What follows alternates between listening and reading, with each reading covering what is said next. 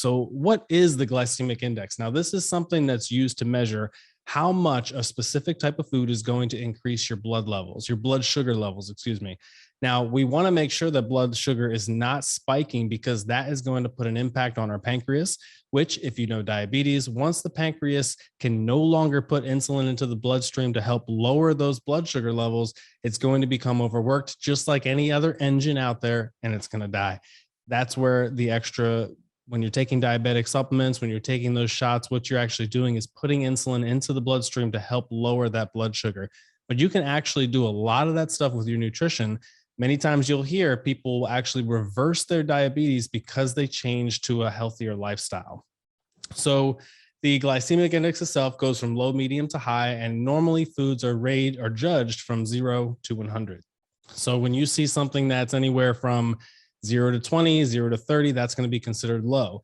That 30 to 50 range, 30 to 60 is going to be considered medium. And then anything above 60 is going to be considered high. You want your foods to be in that low to medium range. Now, high glycemic foods are not a major problem, mainly because we have to look at this in moderation. Now, if you're eating a ton of these type of foods, then yes, it's a problem. But if you're moderating, you can include some of these foods in your diet and not have any problems. So I took a quick list right here of some examples of low and some examples of high. Now, a couple examples of a low glycemic, something that's low on the glycemic index: green vegetables, most fruits, carrots, kidney beans, chickpeas, lentils, such like that.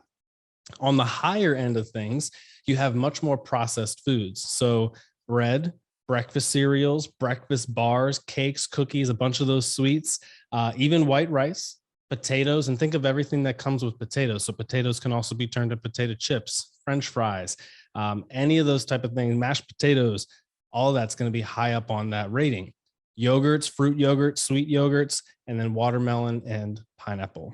Now, again, what we say is foods that are high on the glycemic index, it's not necessarily bad for you. It just needs to be taken and eaten in moderation. And you'll see that most of the fruits are actually low on the glycemic index, but even if they are high, it's not a dramatic problem because there's such a high amount of fiber.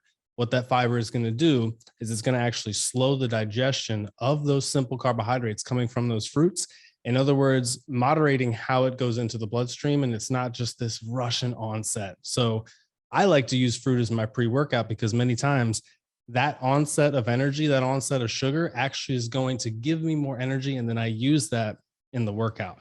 But if you're taking in a whole bunch of fruit, a whole bunch of sugar, and you're not using it, then it's going to sit in that bloodstream, and then that's going to become an issue. So make sure that if you are taking in these fruits, it's with moderation, and that you're also putting in a bunch of leafy green vegetables and some of the other foods we mentioned, like kidney beans, chickpeas, lentils.